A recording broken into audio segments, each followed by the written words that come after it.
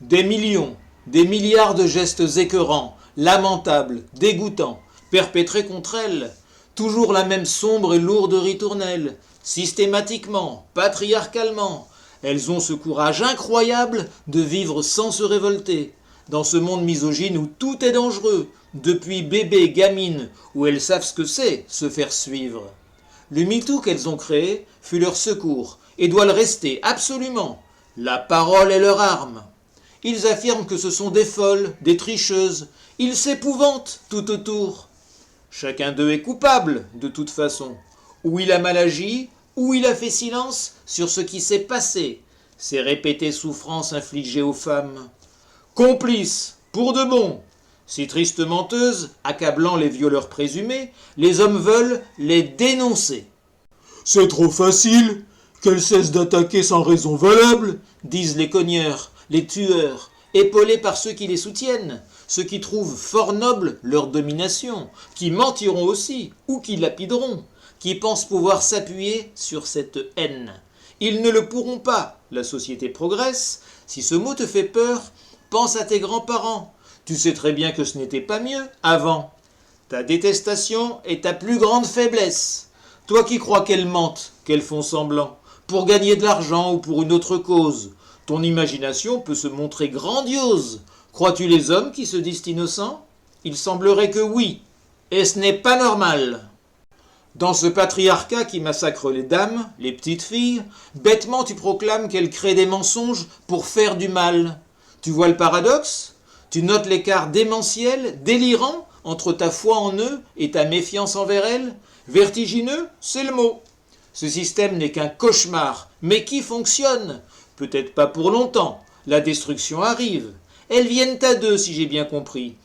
Écroulement désastreux inventé par l'humain, le grand effondrement, dommage pour l'espèce, et la fin du pouvoir de l'homme sur la femme. On voit bien qu'ils ont peur, incapables de faire cesser la terreur qu'ils leur ont imposée. Pouvoir n'est pas savoir. Mais que savent-ils au fond?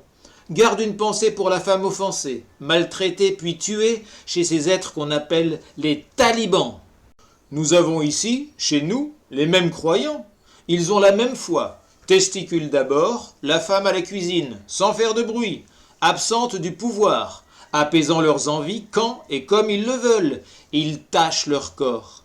Il est important que je rappelle à présent qu'il existe des hommes merveilleux, gentils, respectueux, touchés aussi par la folie du patriarcat. Nous avons vécu dedans, toi et moi. Toutes et tous, nous restons marqués de ce sceau pestilentiel. Les hommes que j'aime sont nombreux. Leur détermination est extrême. Avec eux, nous obtiendrons cette liberté. Il faut marcher encore, on ne doit rien lâcher. Aujourd'hui, l'homme a un problème avec la drague. Le mâle alpha paraît débile et il divague, ne sachant plus du tout comment impressionner celle qui rit de lui. Rabote ton menton, séducteur dérisoire, égoïste piteux, on ne veut plus de tes allures de fâcheux. Lance-toi sur la voie de la déconstruction. Les fanas des bad boys, des abdos turgescents, des poilus à la papa, des virils puissants, sont les molles esclaves d'un schéma dément, celui qui bloquera leur épanouissement. Une femme et un homme pourraient donc s'aimer, sans désir de pouvoir, et dans l'égalité? La seule façon de le savoir, essayez. Les modèles moisis, on peut les balancer.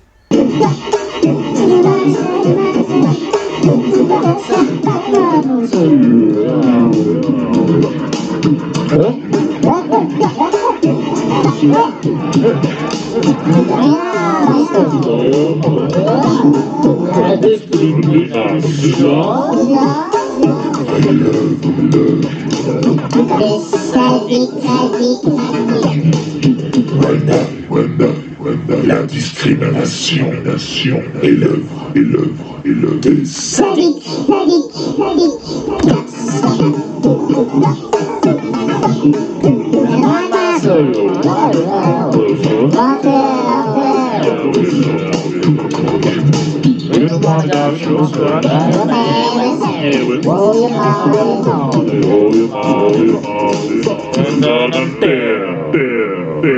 Bear.